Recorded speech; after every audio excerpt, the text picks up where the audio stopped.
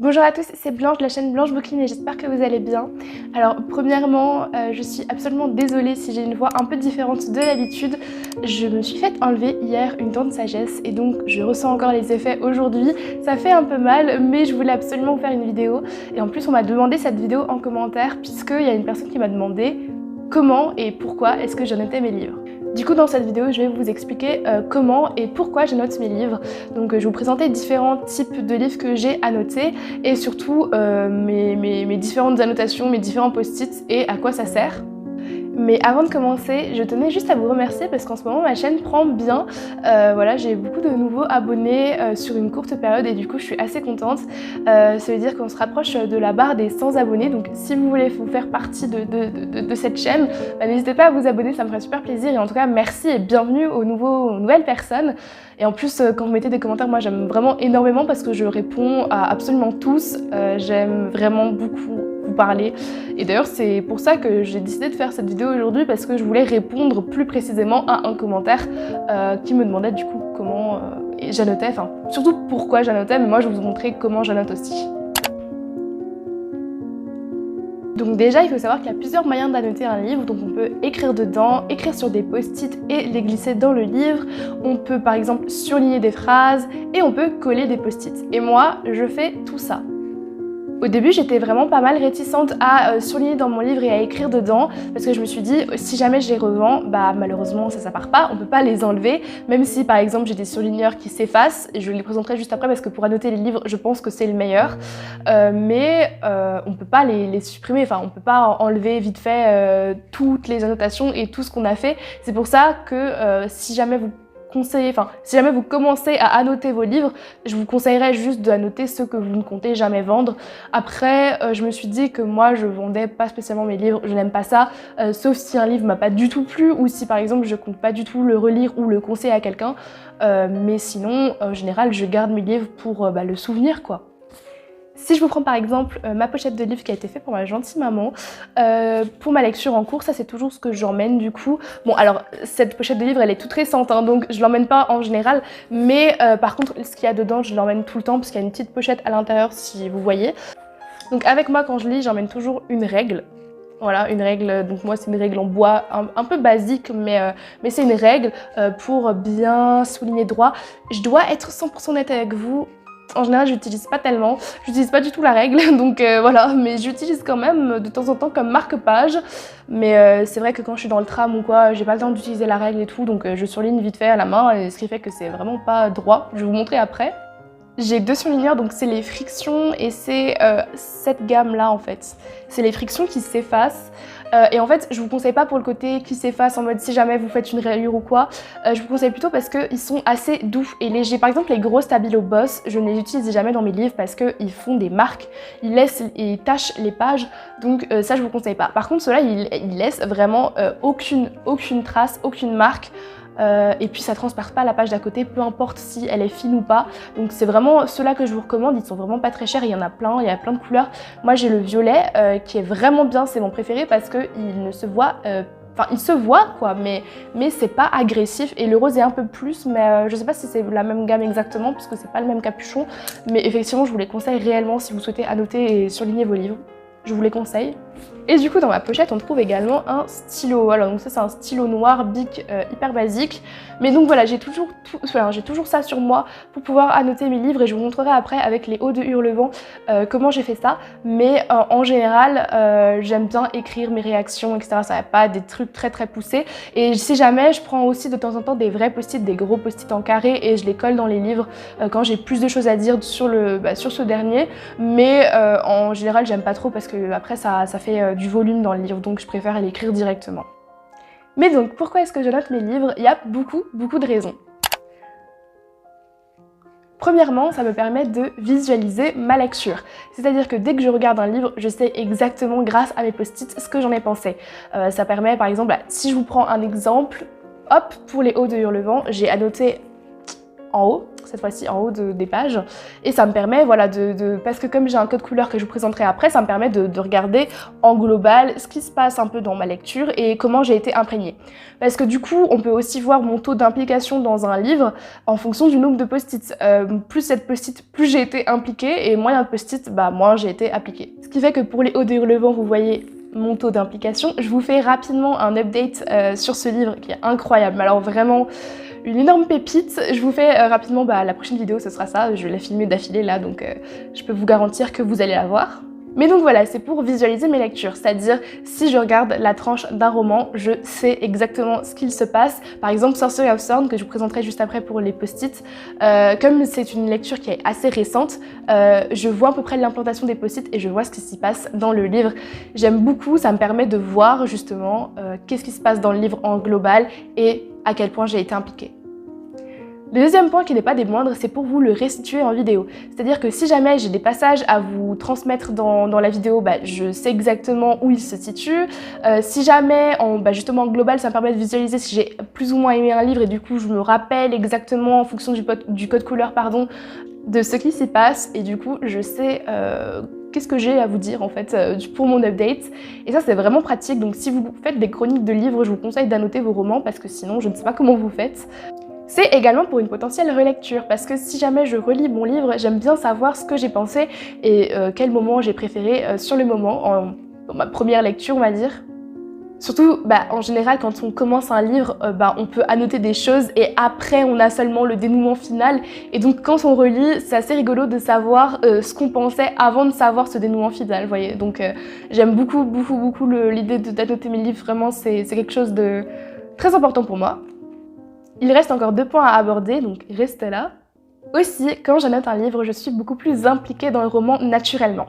Parce que du coup, je suis en lecture active, puisque du coup, je vais noter des passages, je vais surligner des citations, je vais mettre un post-it coloré en fonction de la couleur. Du coup, ça m'implique plus dans ma lecture, ce qui fait que ça me permet de plus apprécier et aussi de m'approprier réellement le roman. Voilà, donc c'est pas en mode « ah, c'est moi qui l'ai écrit », mais c'est une façon de m'approprier l'objet et de vivre ma lecture beaucoup plus intensément que si je le faisais pas. Donc si jamais vous avez des problèmes de concentration ou des problèmes de tenir dans un livre dans la longueur et dans la durée, je vous conseille tout simplement d'annoter vos livres, ça peut être un bon moyen de contrer ça. Et enfin, dernier point, qui n'est pas des moindres également, c'est j'annote mes livres pour si jamais je les prête.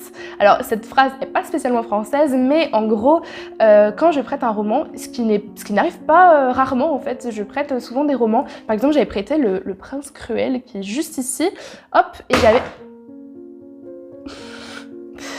Bon, c'est pas grave, il tombera pas plus bas. Du coup le Prince Cruel et juste après l'avoir annoté, je l'ai prêté à une amie qui a du coup pu suivre mes moments préférés. Donc là j'ai pas écrit dans le livre par contre hein. D'ailleurs c'était au tout début où j'annotais, donc niveau annotation on n'est pas ouf, mais j'avais déjà un code couleur que j'avais déjà inscrit devant. Ce qui fait que la personne a pu voir mes réactions en direct. Et du coup, ça permet de montrer à la personne comment j'ai été impliquée dans le livre. Et en général, j'aime beaucoup ça parce que j'adore lire des livres qui ont été annotés précédemment en amont. Et du coup, quand je prête un roman, j'aime bien que la personne puisse voir ce que j'en ai pensé, etc.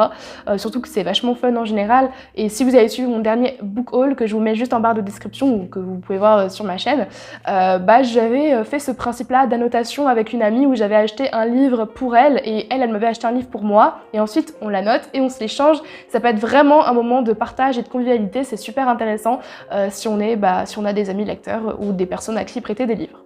Donc voilà, c'est à peu près tout pour les raisons, et c'est déjà pas mal, pour les raisons qui me poussent à annoter mes livres. Et maintenant je vais vous parler en fait réellement concrètement de l'annotation, de comment je fais ça, et pour vous donner des idées, mais chaque personne, chaque lecteur a sa propre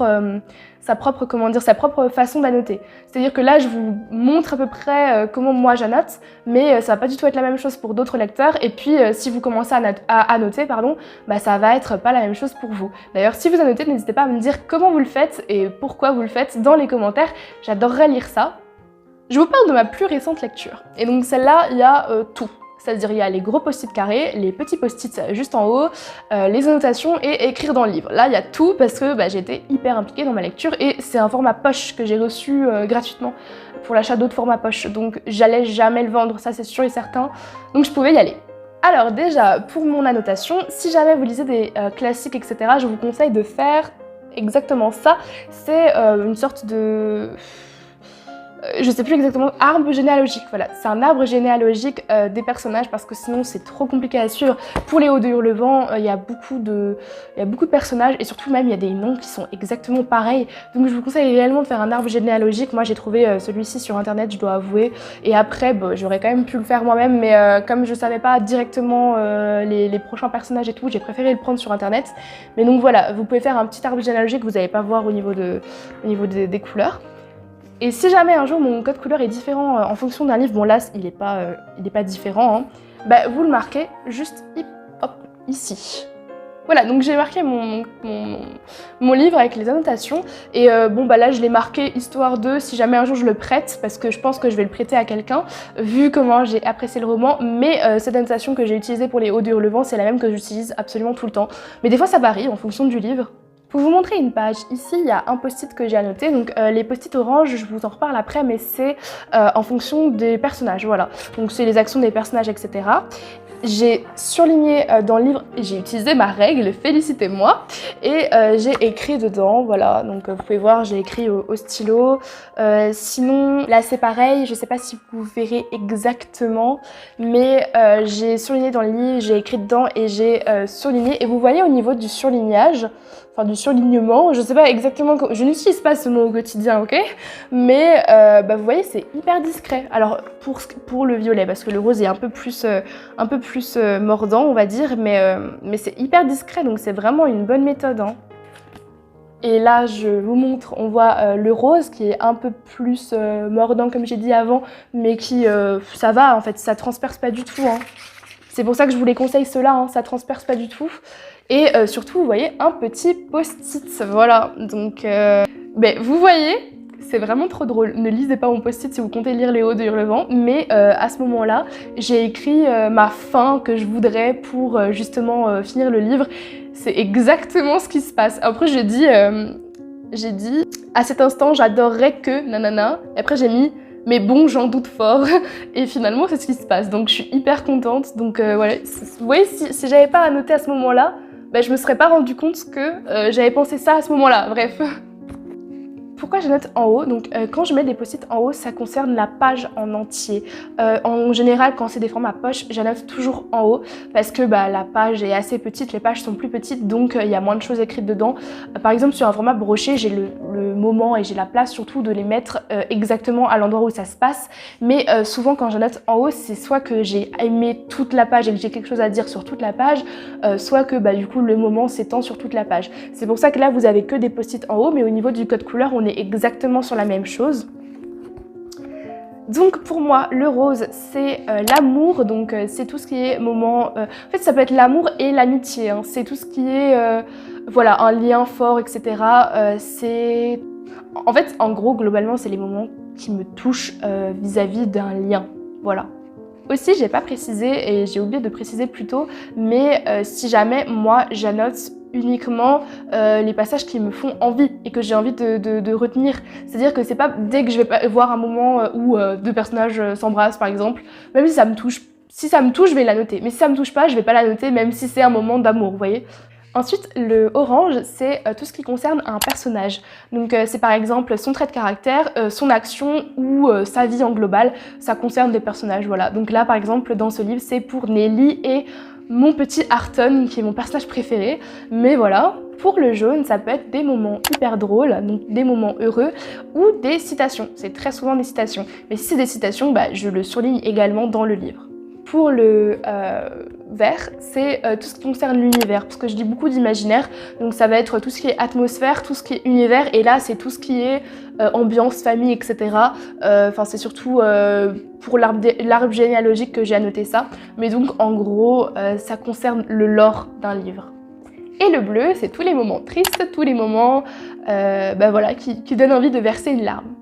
Les post-it que j'utilise, c'est ceux-ci, ils sont transparents, c'est ça que j'aime beaucoup, c'est que la couleur s'étend sur tout le post-it et ils sont transparents et ils sont hyper vibrants. Je les ai trouvés sur, il y en a à Amazon, enfin il y en a sur Amazon, pardon. J'essaie de retrouver le lien et de le mettre dans la barre de description, mais sinon vous pouvez aussi le trouver par exemple à Litera, qui est une papeterie, librairie. Vous pouvez les retrouver, etc. Ils sont pas très chers et honnêtement c'est les meilleurs post-it, c'est ceux que j'utilise tout le temps en ce moment. Donc avant vous avez pu voir, je notais juste mes livres comme ça, sauf que là j'aime pas trop parce que ça dépasse vraiment de trop et en fait c'est les post-it les plus basiques, c'est ceux que en général les gens utilisent. En plus ils sont bien parce qu'il y a du blanc, mais donc voilà il y a des moments où ils sont transparents et au bout il y a de la couleur, mais ceux-là je les aime pas vraiment, je les aime plus et en plus mon code couleur était pareil, hein. Mon code couleur était pareil sauf que le violet c'était pour les moments épiques et j'avais pas de orange. Mais voilà, donc avant j'utilisais ceci, maintenant je passe à autre chose. Et je vous montre en dernier Sorcery of Thorn, enfin non pas en dernier, mais je vous montre Sorcery of Thorn où vous pouvez voir, je sais pas si vous verrez très bien, mais il y a énormément de post-it dans Sorcery of Thorn. Bon, il y en a beaucoup plus que ce que vous pouvez voir, c'est ça qui m'énerve. Ouais. Je sais pas si j'essaie de faire ma youtubeuse, mais je sais pas si vous verrez, mais il y en a beaucoup. Beaucoup de post-it.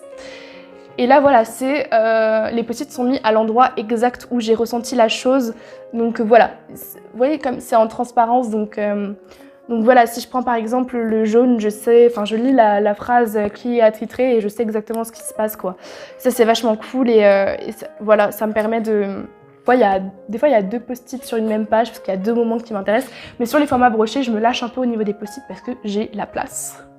Et enfin, si je reprends ma pochette pour ma lecture en cours, vous allez être spoilés pour les prochains updates lecture. Hop, je vous parle du coup de Crimes et Châtiments de Dostoïevski, qui est un livre que je suis en train de lire. Vous pouvez voir que j'écris dedans, je surligne, mais dans cette œuvre, il y a plusieurs notions à rendre compte, par exemple la notion du surhomme. Et la notion du surhomme, pour moi, je vais la noter avec du jaune. Voilà. Donc tout ce qui est... quand Dostoïevski fait rapport à cette idée des philosophes qui est l'idée du surhomme, je la note en mettant un post-it jaune. Comme je suis qu'au début, il n'y en a qu'un seul, bien évidemment. Mais voilà, je le note et du coup, là, ce sera plus, par exemple, une citation ou par exemple, un moment joyeux. Le jaune sera en fonction de tout ce qui se rapproche à la notion du surhomme.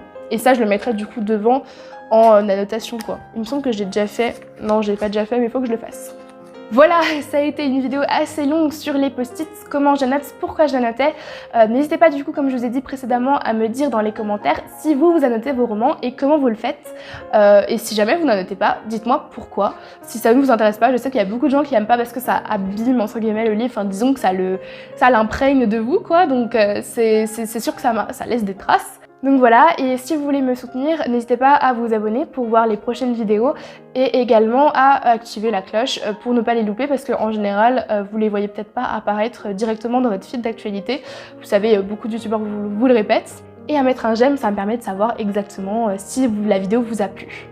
Sur ce, moi et ma pile à lire plus longue que mon avenir, on vous souhaite de belles prochaines lectures.